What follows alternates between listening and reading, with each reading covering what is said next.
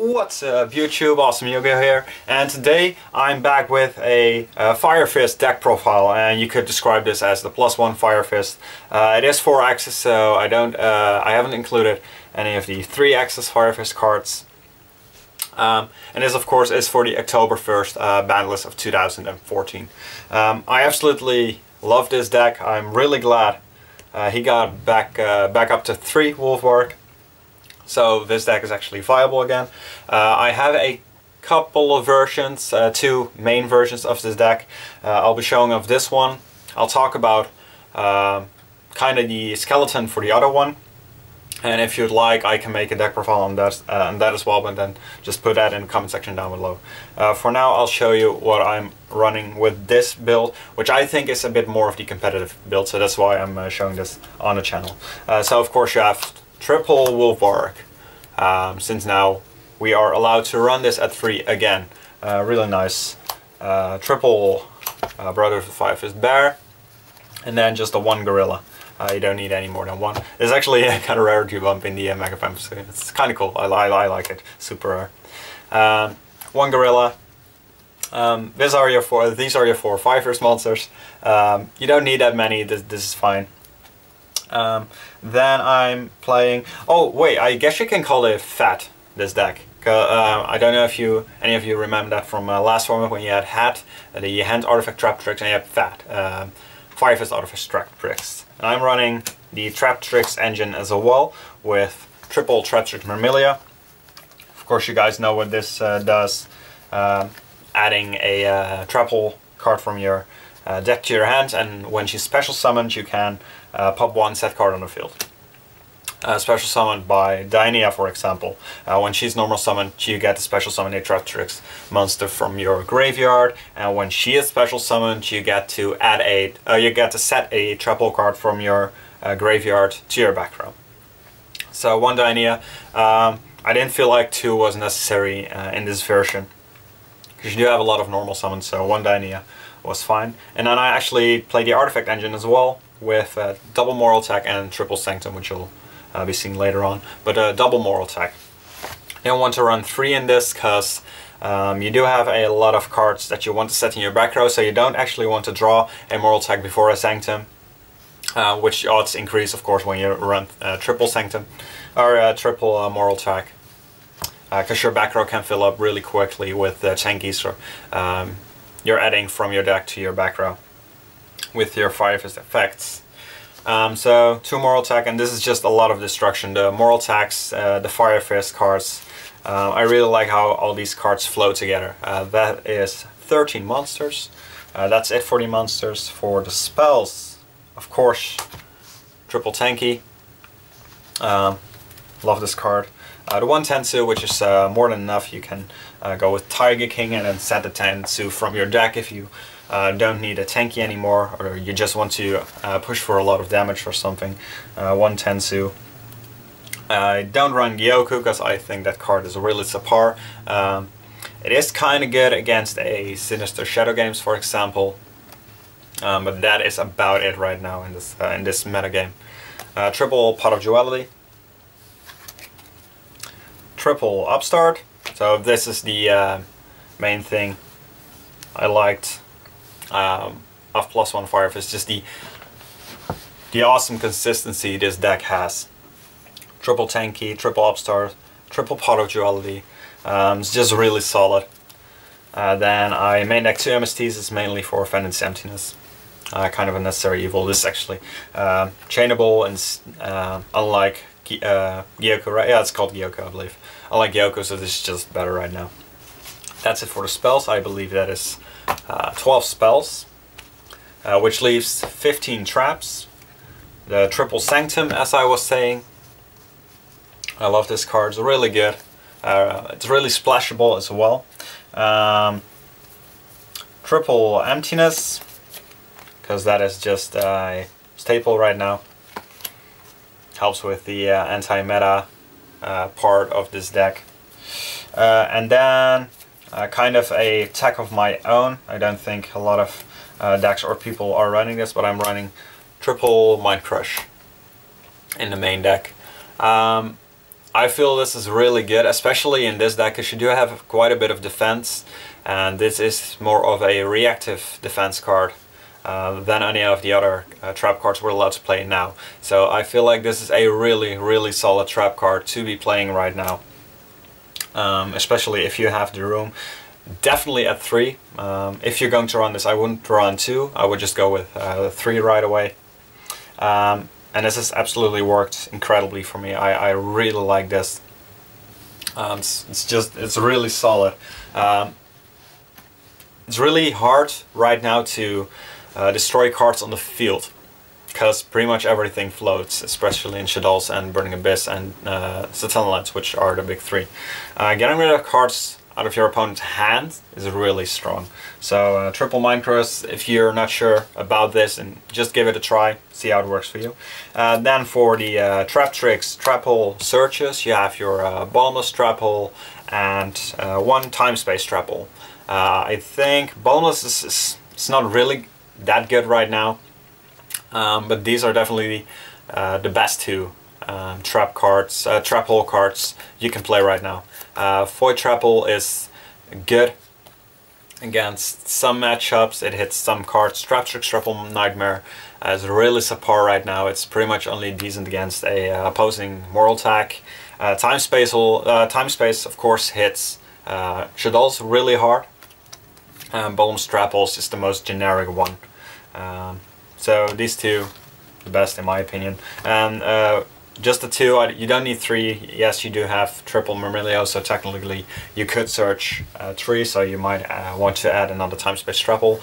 But I don't know if anyone has seen any of my other hat deck profiles I did from last format. I was just playing the 1 bottomless and 1 trap trick triple Nightmare, and that worked really well. So I like just 2 targets for the triple Myrmeleo. Then some of the staple traps, Compuls and Solemn Warning. Just like I said, this is more of a defensive deck, so this just helps. And then I play 1 Call of the Haunted, which is amazing. Not only are you able to bring back a Wolfbark, which is pretty much an instant rank 4, because it's like Altair, Call of the Hunting, Altair got something else. This is a once per turn effect, so not when it's summoned, not on summon, whatever, so you can just Call of the Haunted this and then use his effect to bring back any of your Fire Beast Warriors to go into a rank 4. Then of course you can get Myrmeleo back, popping a back row. You could get Dionea back, adding the Bottomless or Time Space if you've already used that to your back row. And of course you can add, in your opponent's turn, you can special summon morraltach from your graveyard. If you've already used a morraltach to destroy a card on their field, a face-up card. So it just has synergy with pretty much all the monsters in this deck. I really wanted to run it at 2 because it is really good, but Call of the Hunted is a really bad card to begin with, to have in your opening hand. And I didn't want to have the risk of opening 2. So 1 Call of the Haunted is fine for me. And then I main deck 1 Wiretap, more of a defensive trap. You don't want to run like trap stuns, just not really good for this, but being able to shuffle a Phoenix Emptiness back in your opponent's deck, or shuffling a Trap Stun back in your opponent's deck, or shuffling Sinister Shadow Games back in your opponent's deck. Stellanova Alva, for example, it's a really good card. I actually side another one, you'll see that in a second. I'll side the second one mainly for Satellites, but one is just really good to main deck, especially in this deck. I'll show side in couple of seconds. First we have the extra deck, double Tiger King, of course with the Wolfbark loop, which we have back now. Tiger King, set a Tenki, with the Tenki you can add back another Wolfbark, and probably you probably made this with a Wolfbark as well, so sweet, just sweet. Cardinal, which is an extremely good card. You can't actually make this with Wolfbark, you need to go with a bear, or a bear, a gorilla, whatever. Call of the Haunted does help with that, so he is a bit more makeable, if that's a word, right now as well.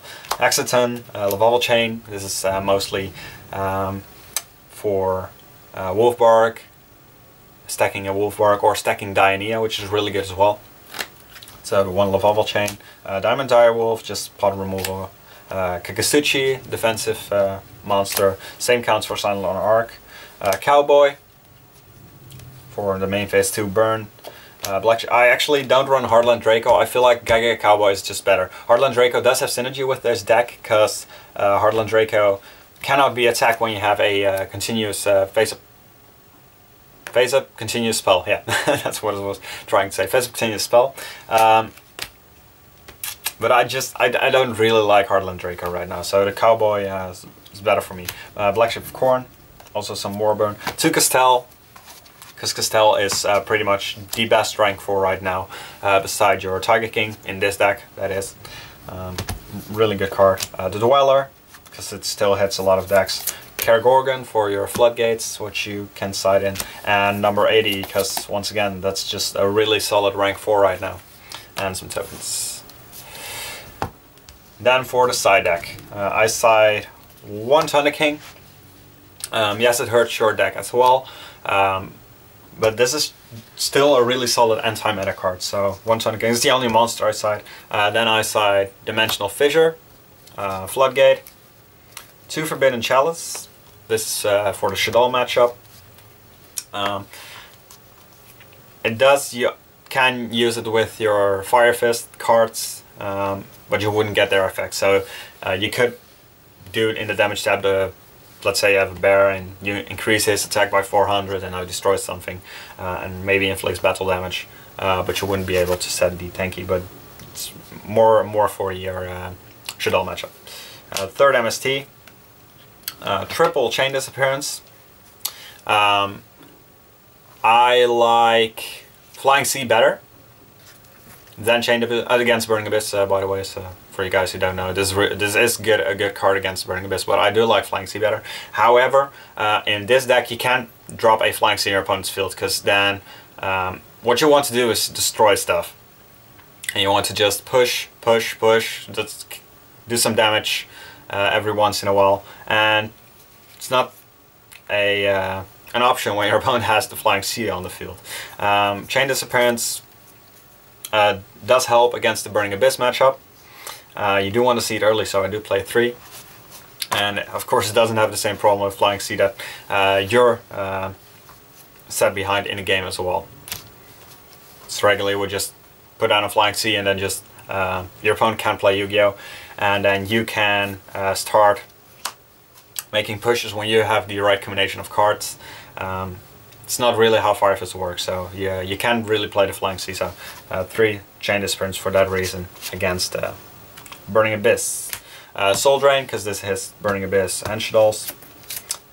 2 Light Imprisoning Mirrors and 2 Shadow Imprisoning Mirrors. It's just really standard stuff against the Satellite and against Shaddoll and Burning Abyss.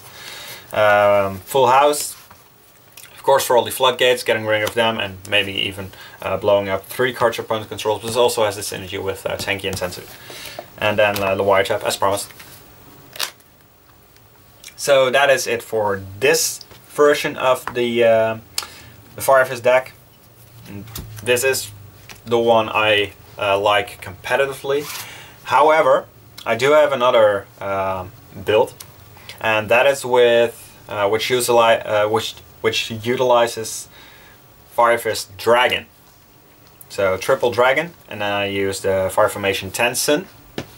And then I actually main deck some of the Floodgate continuous trap cards, so I can play Magic Planters, 3 of those as well. And it's kind of speedy. Hence it's really fun to play, and it's actually really good because you do have the Soul Drain in the main, Shadow Imprisoning Mirror in the main, so you can get some auto-win games. But against other rogue decks, it's a lot worse. Against the Talonite, you get it's worse as well. Just in general, it's in my opinion at least, it's not as good as this build is, but it's really cool to play. Magic Planter gives you a lot of speed. Tensun in the battle, in the damage tab, gives you a lot of advantage, and just Dragon is a really good Fire Fist card. So yeah, if you want to see, I pretty much said everything that's in that deck, but if you want to see that profile as well, just put it in the comment section down below. For now, thank you guys for watching, and I'll see you guys with the next video. Bye!